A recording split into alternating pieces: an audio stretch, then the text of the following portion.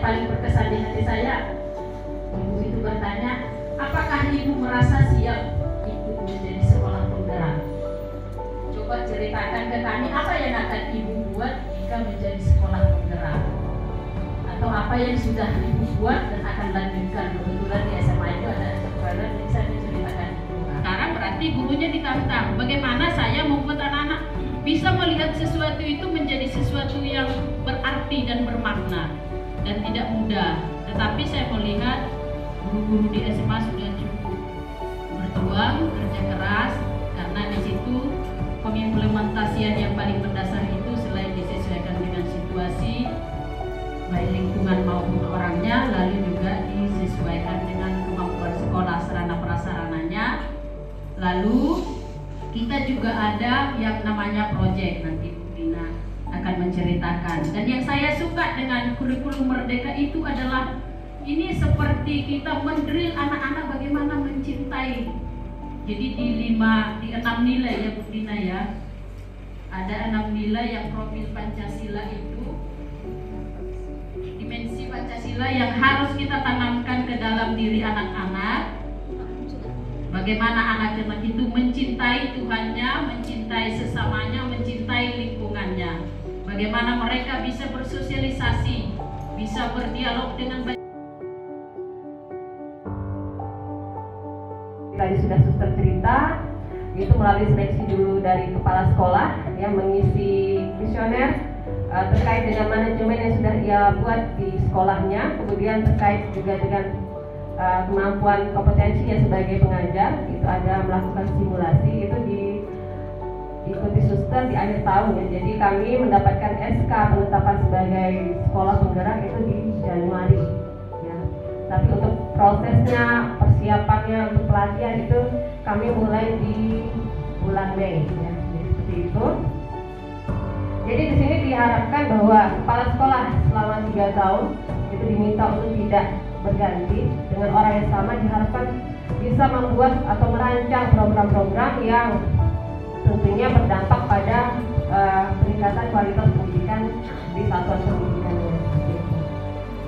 Program-programnya yang diharapkan yang efektif dan efisien ya, disesuaikan dengan kondisi sekolah dan kondisi muridnya yang ada. Di sini saya sudah membuat catatan, itu ada 5 intervensi pemerintah dalam program sekolah penggerak yang sudah kami terima, yang sedang kami jalani juga. Yang pertama itu penguatan sumber daya SDM sekolahnya.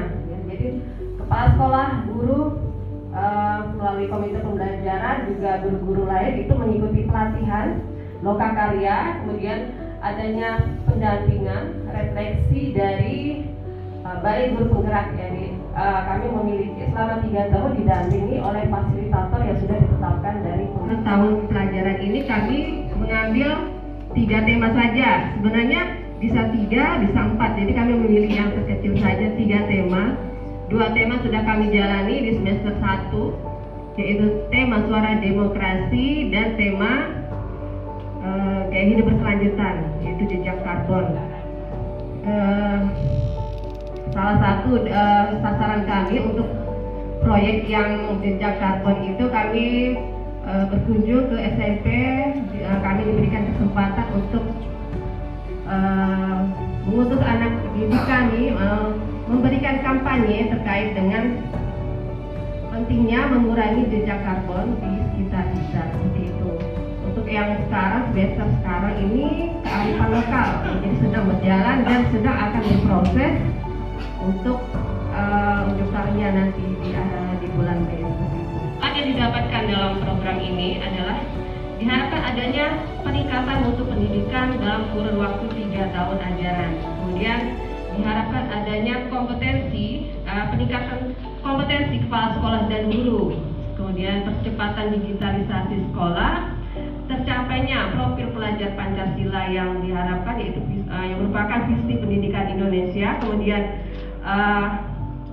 adanya pendampingan intensif untuk transformasi sekolah dan kesempatan menjadi katalis bagi katalis perubahan bagi sekolah-sekolah lain. Jadi kami Di tahun pertama, kami angkatan kedua, tahun pertama kami sudah melalui banyak pelatihan, lokakarya, kemudian dituntut untuk membuat program, menyesuaikan dengan perangkat-perangkat. Diharapkan untuk di tahun kedua kami juga dapat berbagi bagi sekolah-sekolah lain seperti itu. Seperti yang sudah disampaikan Suster tadi. Itu terkait dengan pengalaman kami berbagi terkait dengan sekolah penggerak. Nah, sekarang mungkin saya sedikit terkait dengan kurikulum merdeka ya. Jadi sekolah penggerak otomatis kurikulum yang dipakainya adalah kurikulum merdeka. Terima sertifikat guru penggerak itu 14-15 April ini. Semoga bisa terlaksana atas doa Bapak Ibu Suster sekalian.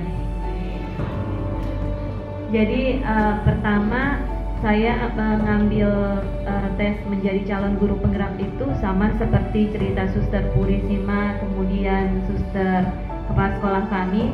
Kami ada mengisi esai dengan ketentuan 3.000 kata, kemudian 2.000 kata mengenai apa yang sudah kami lakukan kepada sekolah kami, apa kegiatan yang sudah kami lakukan untuk murid kami.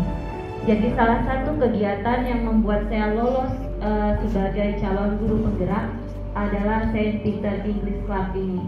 Yang pertama saya temukan ketika masa pandemi. Betapa saya putus asa di masa pandemi, karena maksud saya kesulitan untuk bertemu dengan murid-murid saya, kemudian kemampuan mereka ketika masuk ke sekolah itu sangat luar biasa.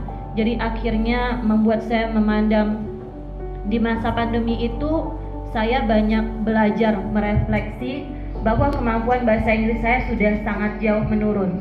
Akhirnya ketika masa pandemi itu saya juga terkena COVID 2 kali.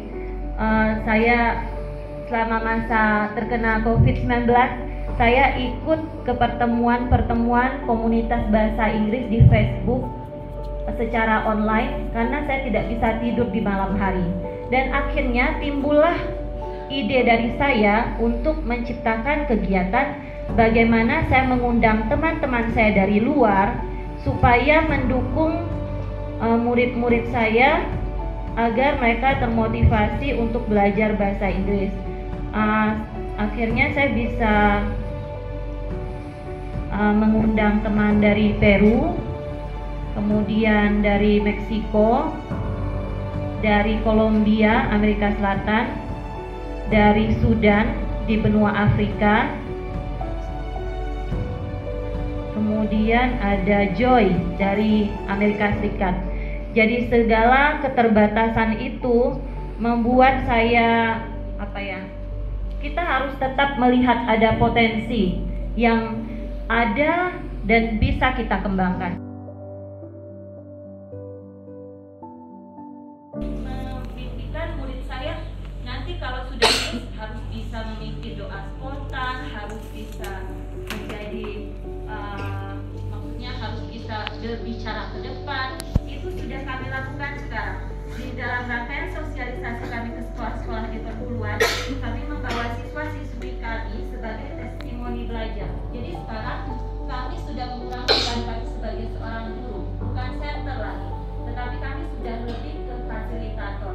Seperti pesan Bapak Ki Hajat Dewantara, ingat Sosum Tulodo menjadi di depan menjadi